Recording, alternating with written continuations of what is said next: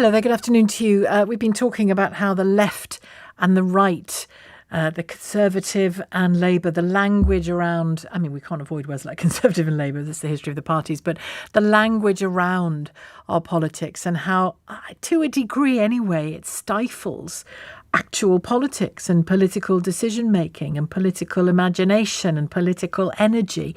And I think we're seeing that writ large at the moment, really acutely, I think, since Brexit, but certainly at the moment on energy, on the question of how to help people best with their energy bills.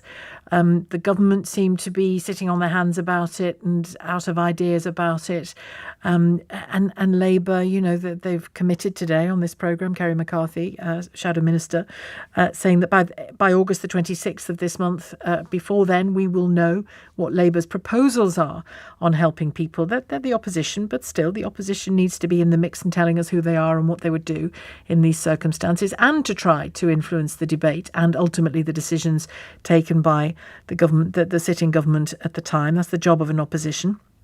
And it just brought to mind, I was also accused on Twitter this morning of being a left-wing activist or journalist out to get the government. Seriously, if the government improved dramatically overnight and proved to be the best thing since sliced bread, I'd say so, but it's not happening.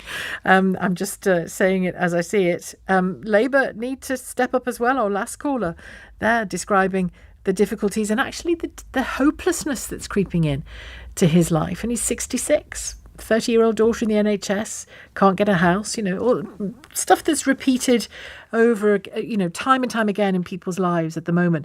And a few of you over recent weeks have said, you know, it's only a matter of time before there's civil unrest. Now, whether I'm in public speaking or in private speaking, I would never foment or support that kind of thing, because it's harmful and it hurts people. So you would never get me supporting civil unrest of a violent nature, I mean. But I was writing a piece this week for a publication next week, and I was reflecting on my late teenage years in Liverpool when Margaret Thatcher was in power, but we had a very left-wing city council, and how Michael Heseltine really fought for the city. So a conservative grandee, but really fought for the city of Liverpool in a cabinet that wasn't nearly as comatose as this one, but a cabinet that was blind to the talent that was in that city and many other cities like it, that was just going to waste under the Thatcher governments at the time. And that you can't just, whatever transformation you want to create in an economy, you can't allow people, you can't sit by as a political leader and sit on your hands when people are becoming hopeless. You have to get stuck in and find out why they're becoming hopeless. And that's precisely what his name's written on my piece of paper here, what Michael Heseltine did. He went and walked the length and breadth of the streets of Liverpool, Toxteth, where there had been riots, which is why I'm talking about civil unrest, and got stuck in and found out what was needed and then organised and fought for in the cabinet what was needed. And the fruits of that work, not just his work, but he was clearly the leading light of it. The fruits of that work are visible today on the streets of Liverpool. 40 years on, they're visible today. Have all the problems gone away? No. But hopelessness went away.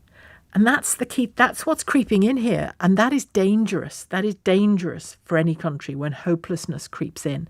And that's why I'm asking you what you think our politics and the language around our politics, left, right, far right, hard left, hard right, the names being bandied about, they don't mean anything.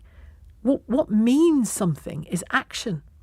And actually making sure that people don't become hopeless, don't become destitute, and in the worst cases, and this will happen sadly, it's baked in, die of cold this winter.